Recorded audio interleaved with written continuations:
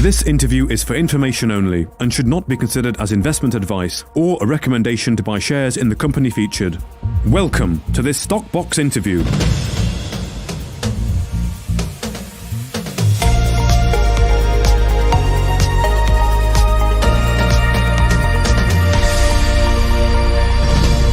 Joining us today is Andrew Bell, the CEO of Red Rock Resources, following some news from the company's Australian side of the business, the Victoria Gold joint venture, and a granting of additional 3 licenses that have been granted today. So Andrew, just give us a quick idea of what's happened today. Well, we've got 3 licenses granted, the largest of which is 202 square kilometres, and that takes our granted holdings now to just over 1,800 square kilometres in our subsidiary joint venture in Australia. But the important thing is that one of these licenses, which we've been trying to get for over 2 years, contains an old mine that produced 311,000 ounces at 14 grams gold 100 years ago. And it looks a beautiful structure, sort of flat lying, quite a long strike, and hasn't had any modern exploration. And because it's quite close to other things, people hadn't thought this area was worth going for, or that you would never be granted it, but we thought you would. And we applied, and now we've got it, and everyone wonders why they didn't do it, because clearly this is a first-class, a well-known mine, and it will anchor, sort of the anchor tenant of our planned listing. So, of course, you're referring to the Ajax Mine, aren't you, which has had that historical exploration on it. Can you give us any more information about what this project is about and its historical activities and the opportunity that you think is still there? Well, it's the Ajax Mine, but obviously something that hasn't been looked at for 100 years and was mined at that high grade. At that time, the technologies available and the information available, geophysics, for example, wasn't nearly the level it is today, or the understanding from what other people have been doing. As they say, the best place to find a new mine is where there's an old mine. But we had one report. There was a guy who lives in the area, who used to be the chief geologist of North Broken Hill. When it got taken over at the bottom of the market, just over 2000, he went off and now owns a couple of gyms in Melbourne. But when the lockups came in Victoria, the lockups were longer there than almost anywhere else, he started taking some long walks around and rekindled his interest in geology and wrote this magnificent report where he thinks Ajax is the best chance there is of finding another Fosterville. And he sent this to be reviewed by a couple of geologists he's still in touch with in Perth. And they agreed that he was onto something, that the number of similarities, structural and mineralogical and so on, were great. And so he sent it to me because we had just applied for the license.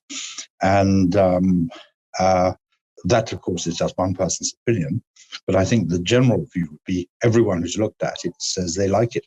We had one of our non-execs who's running another mining company at Red Rock Australia, New Barrett Gold, who took one look at the 3D model we'd done at this stage and said, "I love it already." So this is going to make a big difference to our listing.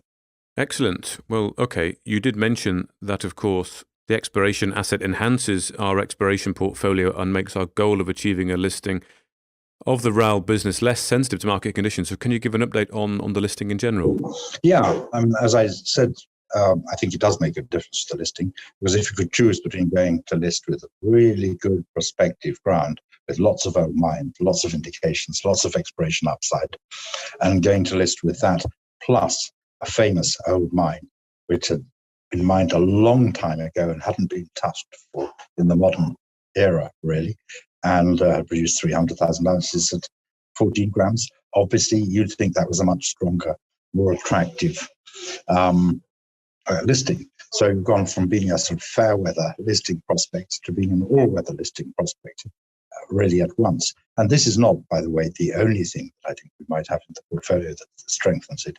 But we've really been waiting for this in order to do our listing, because in a market that is no longer optimal for gold listings, you have to have a good, strong proposition to go to the market. So, but now that it was granted last Friday, we're going full steam ahead with the listing. Okay, do you have a timeline in mind, or would it not be wise to suggest at this point? As you know, timelines sometimes depend partly on other people.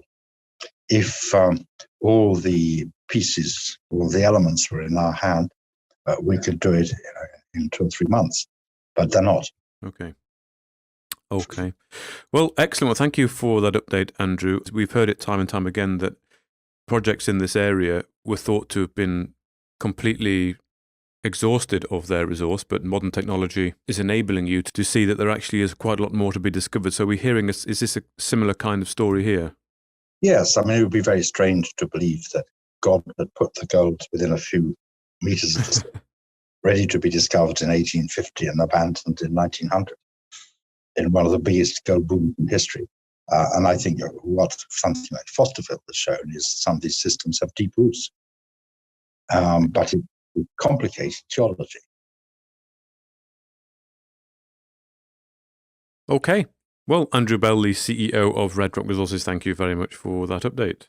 Thank you very much. If you enjoyed this interview, then give us a thumbs up, a like or a retweet.